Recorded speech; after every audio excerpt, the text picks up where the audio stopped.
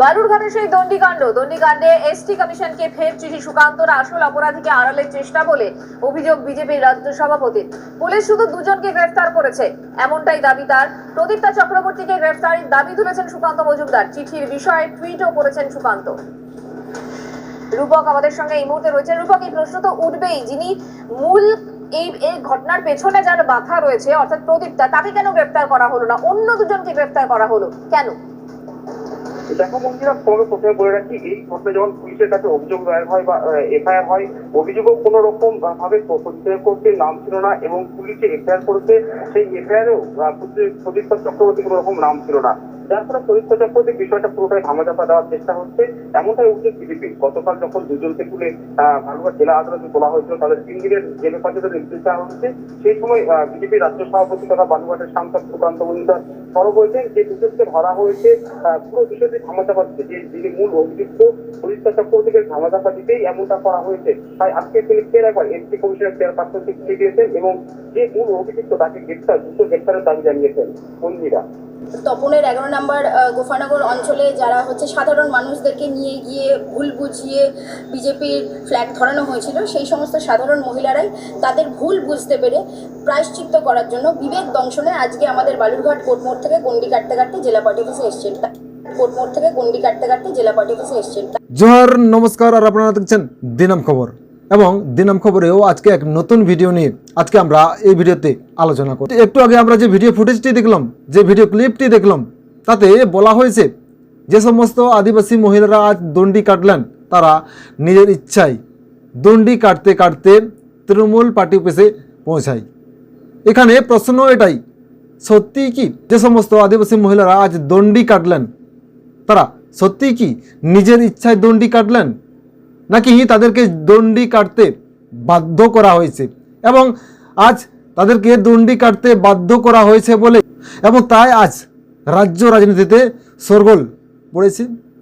তাহলে যদি এখানে যে সমস্ত আদিবাসী মহিলারা নিজের ইচ্ছায় দণ্ডি কাটতেন, তাহলে কেন এত রাজ্য রাজনীতিতে শোরগোল পড়েছে? নাকি এর পিছনে অন্য কোনো রহস্য রয়েছে, নাকি তাদেরকে জোর করে দণ্ডি কাটানো হয়েছে আর তাই আজ রাজ্য রাজনীতিতে শোরগোল পড়েছে? কেননা আমরা বিভিন্ন সময়ে বিভিন্ন ক্ষেত্রে এবং বিশেষ করে 22-23 সালে আমরা দেখেছি বা আমরা লক্ষ্য করেছি আদিবাসীদের উপর যেভাবে অমানবিক অত্যাচার, আদিবাসীদের উপর যেভাবে কটূক্তি, আদিবাসীদের গায়ের রং অর্থাৎ আদিবাসী মহিলাদের গায়ের রং নিয়ে যেভাবে ব্যঙ্গ বিদ্রুপ করা হয়েছে এবং আদিবাসীরা মাতাল এবং আদিবাসীরা বহিরাগত এবং এরকম আরও নানান ভাষা প্রয়োগ করা হয়েছে। এবং এভাবে আদিবাসীদের উপর দিনের পর দিন বর্তমান শাসক দলের নেতা নেত্রী এবং এমপি এমএলএ এবং মন্ত্রীরাও আদিবাসীদের উপর এইভাবে অকথ্য গালিগালাজ, অকথ্য ব্যঙ্গ বিদ্রুপ, আদিবাসীদের উপর অত্যাচার, আদিবাসীদেরকে নানানভাবে হেনস্থা আমরা দেখেছি বিভিন্ন সময়ে। এবং সেই চিত্র আবার পুনরায় আমাদেরকে দেখতে হলো।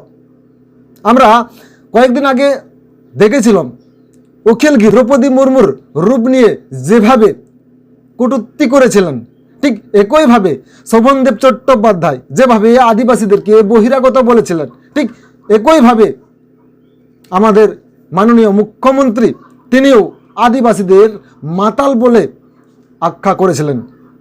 ঠিক একইভাবে সেই ঘটনা শেষ হতে না হতেই আবার আদিবাসী মহিলা দ্বারা দণ্ডি কাটানো হলো। সত্যি পশ্চিমবঙ্গ শাসক দলের সরকার কি করতে চলেছে তা আমরা ঝর্ণার জলের মতন স্পষ্ট পরিষ্কার বুঝতে পারছি।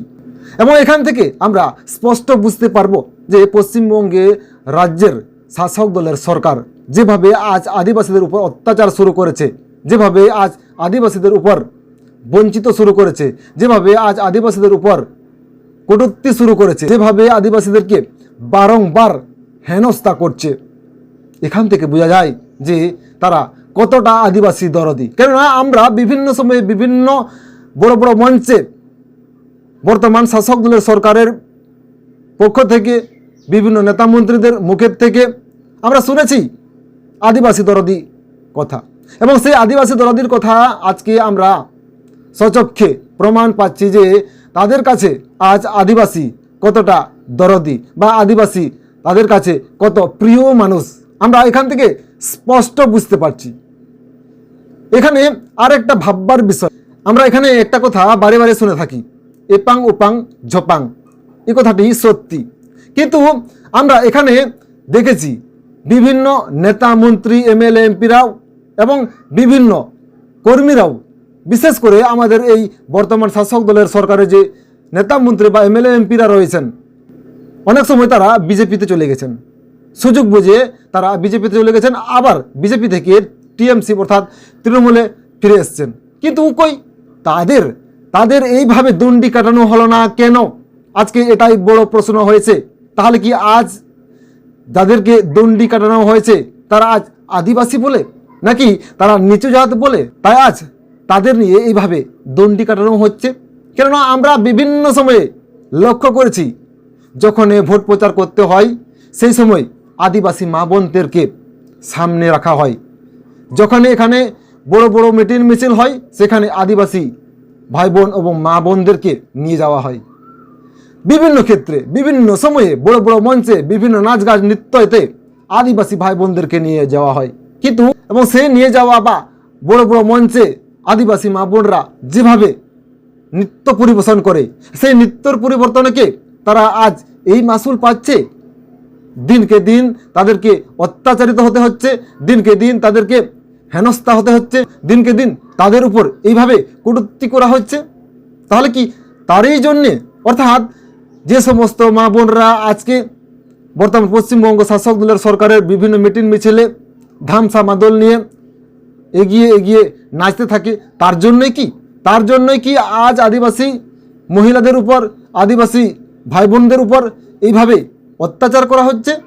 আজকে এটা বড় প্রশ্ন হয়ে দাঁড়িয়েছে, এবং এখান থেকে অর্থাৎ এই ঘটনাগুলোই দেখে আজকে আদিবাসী ভাই বোন মা বোনরাও তারাও যথেষ্ট সচেতন হচ্ছে, এবং পরবর্তীতে পশ্চিমবঙ্গের বর্তমান শাসক দলের সরকারের বড় বড় মিটিং মিছিলে তারা আদৌ যাবে কিনা সে নিয়েও বড় প্রশ্ন হয়ে দাঁড়িয়েছে। কেননা প্রতিনিয়ত প্রতি ক্ষেত্রে এইভাবে আদিবাসীদের উপর অত্যাচার চললে তারাও বর্তমান পশ্চিমবঙ্গ রাজ্যের শাসক দলের পাশে দাঁড়াবে তো? এটা আজ বড় প্রশ্ন হয়ে দাঁড়িয়েছে। তো আজকের এই ভিডিও এখানে শেষ করা হলো, এবং এই ভিডিও নিয়ে আপনার মূল্যবান বক্তব্য আমাদের এই ভিডিওর কমেন্ট বক্সে কমেন্ট করে জানাবেন, এবং অন্য কোনো নতুন ভিডিও নিয়ে আবার পরবর্তীতে দেখা হবে। ততক্ষণের জন্য সবাই ভালো থাকবেন, সুস্থ থাকবেন। জোহার, নমস্কার।